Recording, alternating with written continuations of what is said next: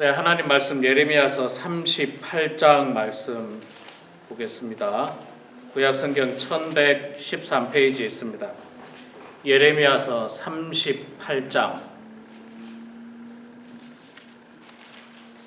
1절에서 우리 13절까지만 보도록 하겠습니다. 1114페이지 예레미야서 38장 1절에서 13절까지 말씀 볼 때 제가 2절 읽고 여러분들께서 1절 읽고 교독하겠습니다. 제가 먼저 38장 1절부터 2절 먼저 읽겠습니다. 마따네 아들 스바데아와 바수올의 아들 그랴다와 셀레마의 아들 유갈과 말기야의 아들 바수울이 예레미야가 모든 백성에게 이르는 말을 들은즉 이르기를 여호와께서 이와 같이 말씀하시되 이 성에 머무는 자는 칼과 기근과 전염병에 죽으리라. 그러나 갈대인에게 항복하는 자는 살리니 그는 노량물을 얻음같이 자기의 목숨을 건지리라. 여호와께서 이와 같이 말씀하시니라. 이 성이 반드시 바벨론의 왕의 군대의 손에 넘어가리니 그가 차지하리라 하셨다 하는지라. 이에 그 고관들이 왕께 아뢰되 이 사람이 백성의 평안을 구하지 아니하고 재난을 구하오니 청하건대 이 사람을 죽이소서.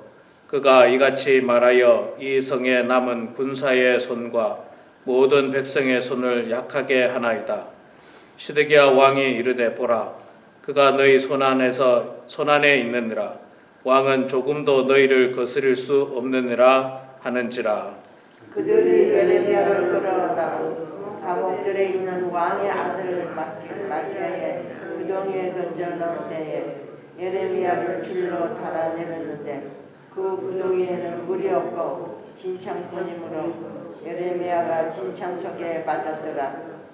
왕궁 내시 구스인 에벳 멜렉이 그들이 예레미야를 구덩이에 던져 넣었음을 들으니라.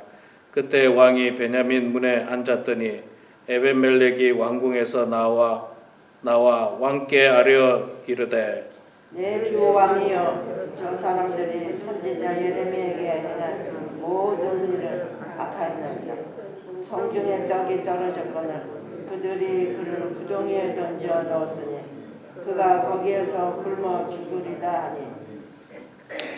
왕이 구스 사람 에벳멜렉에게 명령하여 이르되 너는 여기서 30명을 데리고 가서 선지자 예레미야가 죽기 전에 그를 구덩이에서 끌어내라.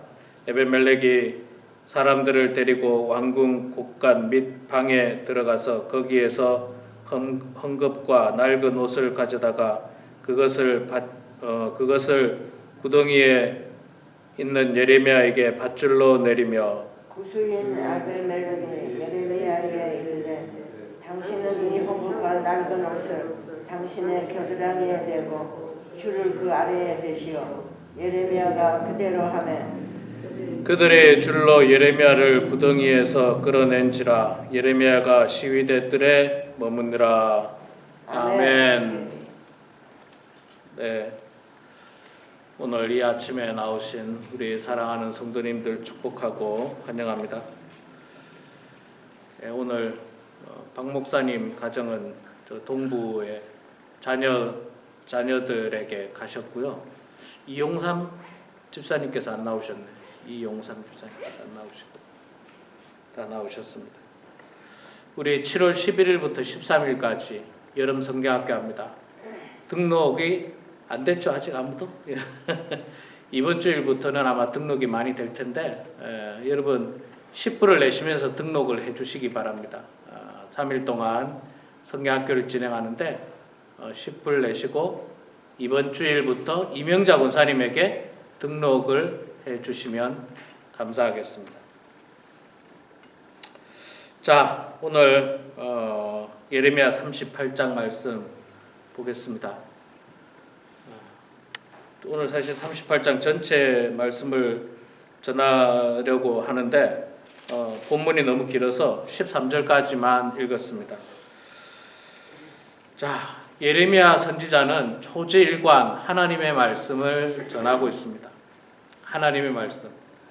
이 위기의 상황에서 하나님의 말씀은 뭡니까? 바벨론에 의해서 예루살렘이 멸망당할 것이다. 이게 하나님의 말씀입니다. 여러분, 이 말씀이 사실 왕에게는 불편하고 국민들에게도 불편한 말씀이 될 수 있습니다. 하나님이 우리를 지켜주셔서 바벨론을 물리칠 겁니다 라고 희망적인 메시지를 주시면 좋겠지만, 그러나 하나님께서는 그런 그 허황된 희망적인 말씀이 아니라 냉정하고 분명한, 그리고 아프지만 정확한 하나님의 말씀을 전합니다. 정확한 하나님의 말씀. 사실 이게 참 필요하거든요. 이게 필요해요. 배가 밑에 구멍이 났는데 침몰해 가고 있는데도 불구하고 괜찮다. 아무 일 없을 것이다. 그럼 어떻게 됩니까? 결국에는 나중에 다 침몰하고 말아요. 냉정하게 지금 배 밑에 구멍이 났다. 우리가 빨리 그 구조를 받을 수 있는 그 계획을 짜야 된다. 구조선을 뭐 부르든지 구명 보트를 뭐 대기하든지 그랬으면 사람들이 더 많이 살 텐데 괜찮다는 거예요. 하나님이 우리를 지켜주니까 괜찮다는 거예요. 무조건. 배에 구멍이 나서 밑에서 물이 철철 들어오는데 지금 유다 나라가 이런 상황입니다. 이런 상황이에요. 자, 그런데도 백성들이 예레미야 선지자는 바른 말을 하거든요. 뭐라고 이야기합니까? 2절에 나오죠. 여호와께서 이와 같이 말씀하시되 이 성에 머무는 자는 칼과 기근과 전염병에 죽으리라. 그러나 갈대아인에게 항복하는 자는 살리니 그는 노량물을 얻음같이 자기 목숨을 얻을 것이다. 이게 예레미야 선지자가 하나님 말씀을 전달한 겁니다. 이 성에 남아가지고 버티지 말고 싸우고 항전하지 말고 나가서 항복해라. 그러면 목숨을 얻을 수 있다. 건질 수 있다. 그렇지 않고 버티면 칼에 죽고 전염병에 죽고 기근에 죽고 다 죽는다. 이 말을 백성들이 듣기 싫은 거예요. 듣기 싫어서 예레미야를 어떻게 합니까? 잡아다가 왕에게 허락받고 무슨 구덩이에 빠뜨려가지고 죽입니다. 죽이려고 합니다. 구덩이에 빠뜨려서 죽이려고. 그 구덩이 안에는 물도 없고 음식도 없고 그냥 그 안에서 나올 수 없는, 혼자서는 스스로 나올 수 없는. 자, 예레미야 선지자가 꼼짝없이 죽게 됐습니다. 참 예레미야 선지자 입장에서는 안타깝죠. 하나님 말씀 전했는데 이렇게 고난을 받고 있어요. 사람들이 이렇게 오해를, 사람들이 어떻게 오해하겠습니까? 저거 민족의 반역자다. 우리 민족이 이길 거라고 이렇게 힘을 북돋아 줘야 되는데 우리 민족이 망한다니까 저거 민족의 반역자예요. 그렇게 생각한 거예요. 민족의 반역자다. 혹은 하나님의 능력을 무시했다라든지. 이 사람들은 하나님의 말씀을 듣기를 원하지 않고 자기가 듣고 싶은 말만 듣는 거예요. 자기가 듣고 싶은 말만. 예레미야서를 설교하면서 이런 본문 말씀 계속 나오고 있었거든요. 계속 나오면서 제가 여러분들의 말씀 드렸습니다. 우리도 인생 살아가다 보면 목회자가 우리 성도님들의 신앙을 위해서 어렵게 말을 할 때가 있습니다. 정말 어렵게. 아니 사실은 말 안 하고 싶을 때도 많죠. 왜? 말하면 싫어하니까. 망합니다. 그렇게 신앙생활하면 하나님 앞에 벌 받습니다. 이런 말을 듣기를 좋아하는 사람이 아무도 없으니까 목회자도 말하기가 싫어요. 괜히 그거 말했다가 목회자 미워하고 교회 떠나고 교회 분란 일으키고 이러면 유익이 없잖아요. 그래서 말하기 싫지만 말 안 하면 그 사람은 어떻게 됩니까? 멸망의 길로 가는 거예요. 멸망의 길. 그냥 하나님을 향해서 나아가지 않고 멸망의 길로 향해서 나아가고 있는데도 괜찮다. 별일 없을 것이다. 낭떠러지를 향해서 나아가고 있는데도 목회자가 괜찮다 별일 없을 것이다. 그리고 가만 놔두면 낭떠러지로 뚝 떨어져 죽는 거예요. 그걸로 가면 안 됩니다. 그곳으로 가면 안 됩니다. 집사님, 그 길이 아니라 돌아서서 하나님께로 가야 합니다. 그 길은 죄악의 길입니다. 잘못된 길입니다. 하나님께로 가야 합니다. 이렇게 권면을 하면, 예, 목사님 감사합니다. 저도 기도하면서 목사님 말씀대로 하나님을 향해서 나가겠습니다. 이러면 좋겠지만 참으로 많은 사람들이 목사가 나를 미워해. 목사가 나를 미워하는구나. 목사가 나를 미워하는구나. 참 이런 일들이 많습니다. 그냥 미워하는 정도가 아니라 지금 예레미야 선지자는 어떻게 합니까? 죽이려고 하고 있잖아요. 저 민족의 반역자를 죽이자. 이 교회 목회를 하다 보니까요, 얼마나 많은 그 오해와 잘못된 커뮤니케이션으로 인한 갈등, 실족 이런 일들이 얼마나 많은지 몰라요. 얼마나 많은지 몰라요. 더군다나 우리 그 연세가 많으시면 다 아시다시피 귀가 어둡거든요. 귀가 어두워요.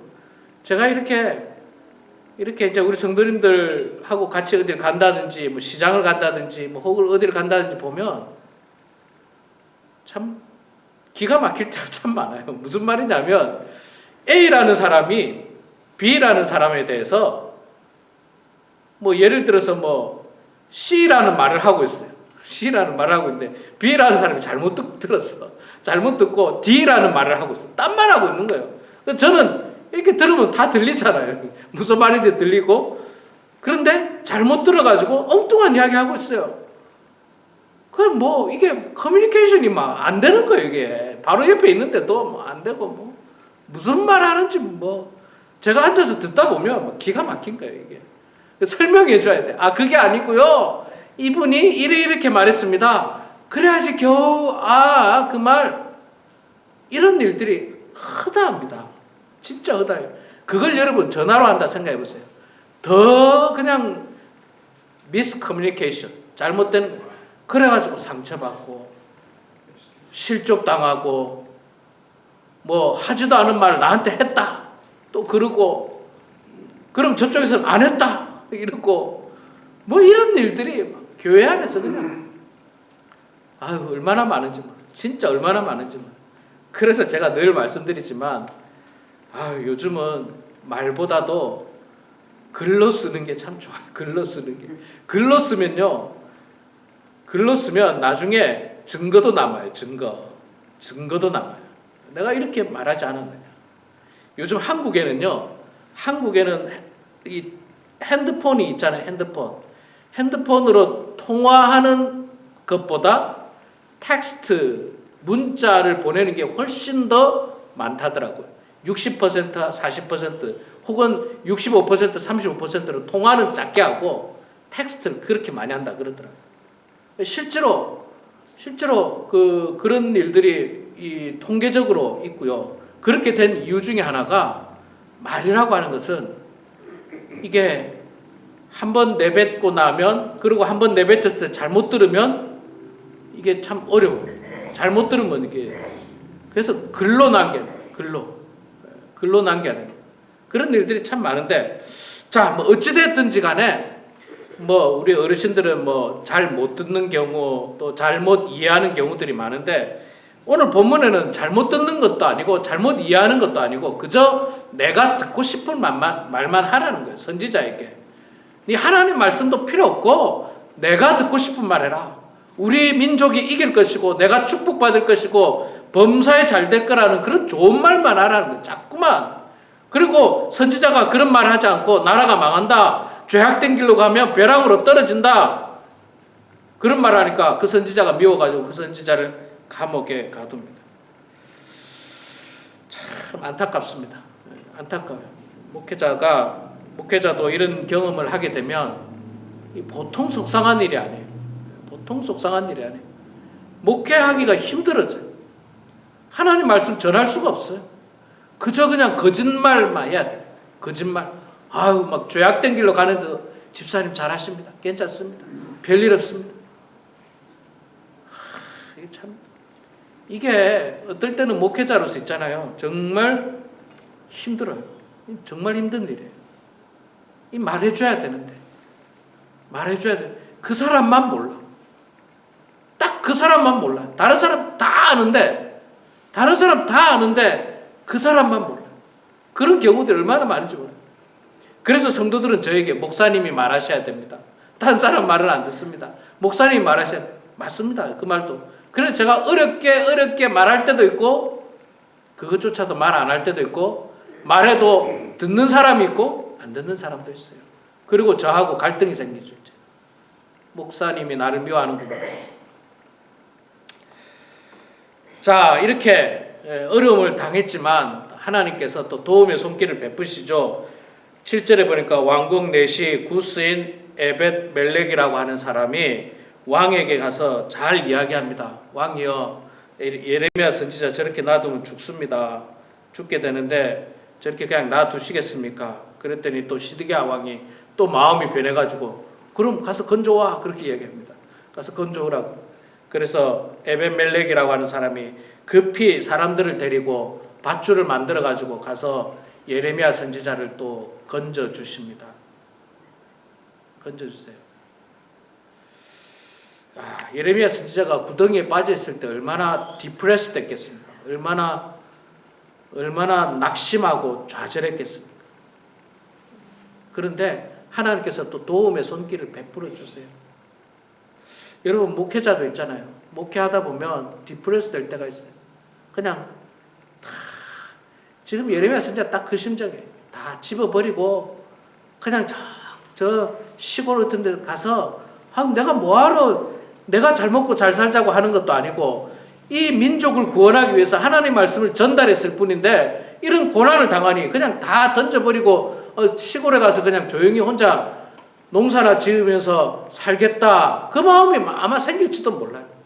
여러분 목회자들도 마찬가지예요. 목회자들도 있잖아요. 목회 열심히 하는데도 불구하고 참 어려운 일들이 찾아오잖아요. 그러면 정말 낙심돼요. 어떨 때는 정말 낙심되고 정말 힘들어요. 정말 힘들고 다 내려놓고 때로는 그냥 다 내려놓고 다른 데 가서 평신도로 사역하면서 뭐 먹고 살기야 뭐 미국에서 굶어 죽기야 하겠습니까?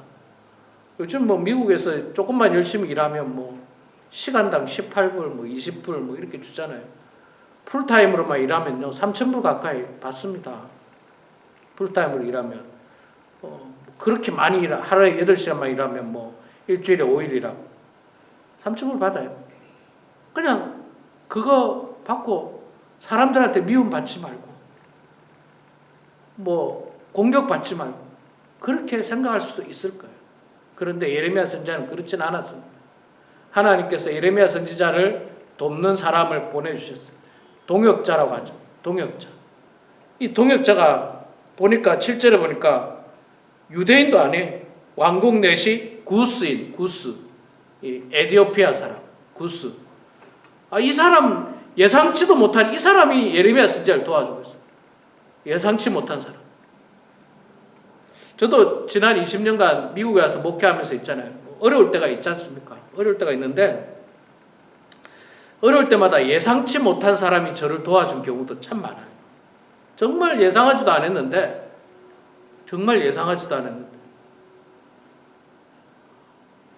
이민 처음 와가지고 초창기에 굉장히 경제적으로 어려웠어요. 지금부터 20년 전에 그때는 뭐 교회에서 사례비도 굉장히 작게 받았고 말도 안 되게 작게 받았고 뭐 집사람 그때 처음 와가지고는 피아노 레슨 뭐 애들 1명 2명 뭐 그래봐야 뭐 그러니까 한 달 수입이 한 달마다 계속 엄청난 마이너스가 되는 거죠. 그런데 그때 저는 전혀 알지 못하는 사람이 저희 가정을 위해서 헌금을 해주셨어요. 교인도 아니고 저는 본 적도 없고 또 뭐 그분도 형편이 넉넉하지는 않은 편인데 저희 집사람이 레슨하고 있던 피아노 레슨하고 있던 아이의 부모님이 저는 본 적도 없는 사람인데 적지 않은 금액을 저에게 보내주셨어요. 먹고 살기 힘들 텐데 하면서. 예상치도 못한 일이었어요. 전혀 예상하지도 못한 일. 교인도 아니었어요. 교인이 아니고 교회도 나온 사람 아니고 저는 심지어 한 번도 본 사람이 아니에요. 그런 일들도 있었고 또 교회 안에서도 있잖아요. 목회하다가 어려운 일 있을 때 정말 예상치도 못한 사람을 통해서 힘을 얻고 위안을 얻을 때가 있어요. 그 사람이 신앙이 엄청 좋은 사람도 아니에요. 신앙이 엄청 좋은 사람도 아니고 그냥 신앙도 그냥 교회만 왔다 갔다 하는 정도인데도 불구하고 그 사람이 저에게 와서 목사님 힘내십시오. 목사님을 위해서 기도하는 사람들이 있습니다. 그러니 힘이 나죠. 예상치도 이 구스 에벤멜렉 이름도 못 들어본 이 이방인 구스 사람 유대인하고 관련도 없고 그런 사람이 와서 예레미야 선지자를 도와주고 있습니다. 자, 도와주고 나서 예레미야 선지자가 구덩이에서 이렇게 나오는데 이게 사실 38장 14절 이후에 보면요 참 재밌는 내용이 나옵니다. 제가 이거 다 안 읽었는데 이 내용이 이제 간단하게만 이야기하면 무슨 내용이냐면 시드기야 왕이 예레미야 선지자를 조용히 부릅니다. 1대1로 불러가지고 대화를 합니다. 대화를 하는데 시드기야 왕이 예레미야 선지자에게 뭐라 하냐면 선지자님 진짜 하나님께서 이 나라를 망하게 하신답니까? 그러니까 예레미야 선지자가 내가 그럼 지금까지 거짓말인 줄 아느냐? 진짜다. 망한다. 그러니까 시드기야 왕 당신도 버티지 마시고 항복하시라. 차라리 항복하시면 하나님께서 복 주셔서 당신의 생명은 구원하게 하실 것이다. 그러니까 시드기야 왕이 뭐라 하냐면 사실은 내가 항복할 마음이 있는데 한 가지 마음에 걸리는 게 있다는 거예요. 이게 뭐냐면 내가 항복하면 사람들 앞에 부끄럽다는 거예요. 역사에 부끄러운 왕으로 남을까봐 내가 항복 못하겠다는 거예요. 이게 뭐냐면 자기 자존심 때문에 하나님 말씀 거부하겠다는 거예요. 차라리 내가 저항하고 버티다가 죽겠다는 거예요. 내 자존심 지키고 죽겠다는 거예요. 그러니까 예레미야 선지자가 어리석다고 이야기합니다. 여러분 하나님 앞에 있잖아요. 하나님 말씀 앞에 내 자존심은 의미 없습니다. 왜 하나님 앞에서까지 내 자존심을 세우려고 합니까? 하나님 나 목사인데. 아니 목사는 신입니까? 목사도 잘못한 일 있으면 하나님 앞에 무릎 꿇고 회개하고 죄를 고백하는 게 목사의 자세지. 나 목사인데 나는 잘못 없어. 나는 무조건 회개할 일이 없어. 나는 장로인데, 나는 권사인데, 내가 수십 년 동안 교회 다녔는데 내 잘못은 없어. 그런 자존심 하나님 앞에 내세울 필요 없어요.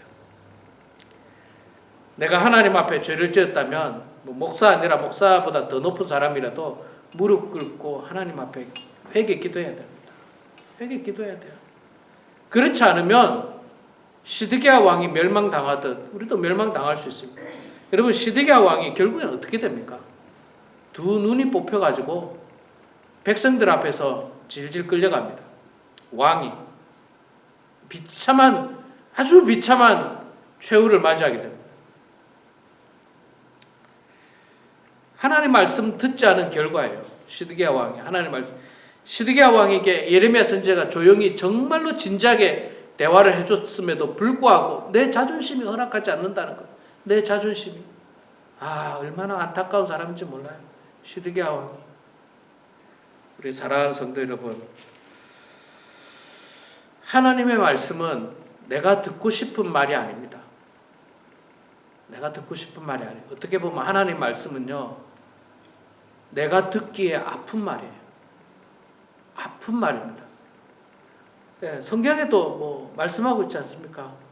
하나님 말씀은 교훈과 책망과 바르게 함과 의로 교육하기에 유익한 말씀이지 달콤한 말씀이라고 이야기하고 있지 않습니다.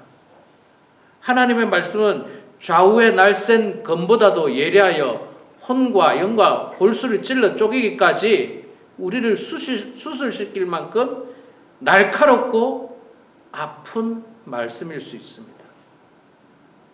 그리고 그 말씀을 거부하면 우리는 하나님의 말씀 안 듣는 거예요. 내가 듣고 싶은 말만 듣는 거예요. 그런 어리석은 사람 되지 마시고 아프더라도 불편하더라도 하나님 말씀을 마음 가운데 잘 받아들이셔서 그 말씀을 듣고 우리 삶에서 말씀대로 살아가는, 그래서 축복받는 우리 모두가 되길 주의 이름으로 축원합니다. 기도하겠습니다. 사랑의 아버지 하나님, 은혜를 감사합니다. 부족한 저희들 주님 사랑해 주셔서 오늘도 이렇게 주님 전으로 저희들을 불러주시니 감사합니다. 하나님 아버지, 저희들 오늘 예레미야 38장의 말씀을 통해서 참으로 어리석은 유대인 백성들을 보았고, 그럼에도 불구하고 끝까지 목숨 걸고 하나님 말씀을 증거한 예레미야 선지자를 보았습니다.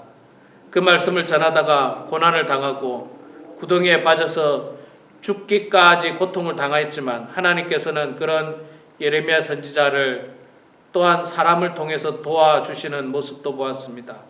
유대인이 아니었고 이방인 구스 사람을 통해서 하나님께서는 또 예레미야 선지자를 돕고 그 선지자를 통하여 계속해서 하나님의 말씀을 증거하게 되는 모습을 저희들이 보게 되는데, 아버지 하나님, 저희들 날마다 성경 말씀을 읽고 설교 말씀을 들으면서 내가 듣고 싶은 말을 듣는 것이 아니라 불편하지만 아프지만 내가 듣고 깨달아야 하는 말씀, 내가 듣고 변해야 되는 말씀을 들어서 그 말씀을 통하여 우리의 삶이 하나님 앞에 바르고 온전한 삶으로 나아갈 수 있도록 하나님 도와주시옵소서. 사랑의 아버지 하나님, 우리 범원하님 교회를 주님 축복해 주시고 우리 교회가 정말로 뜨거운 신앙 가지고 열심 있는 신앙 가지고 하나님 말씀 보고 기도하고 신앙생활하는 교회가 되게 하여 주시옵소서. 정말로 살아있는 것 같지만 죽은 것 같은 신앙생활 하지 않도록 도와주시고, 비록 성도의 숫자는 작고 연세는 많지만 그럼에도 불구하고 뜨거운 열정을 가지고 신앙생활하는 우리 모두가 될 수 있도록 하나님 도와주시옵소서. 7월 11일부터 13일 3일 동안 여름 성경학교를 합니다. 하나님 아버지, 은혜로운 성경학교가 될 수 있도록 도와주시고 우리 사랑하는 모든 성도 한 사람도 빠짐없이 등록하고 또 이번 기회를 통해서 믿지 않는 사람들을 초청해서 저희들이 함께 은혜 받고 훈련 받고 성장할 수 있는 축복된 시간 될 수 있도록 아버지 하나님 도와주시옵소서. 이 시간에도 겸손한 마음으로 주님 앞에 기도합니다. 우리의 기도를 들어주시고 주님 응답하여 주시옵기를 간절히 빌고 나오며 예수님의 이름으로 기도드리옵나이다. 아멘.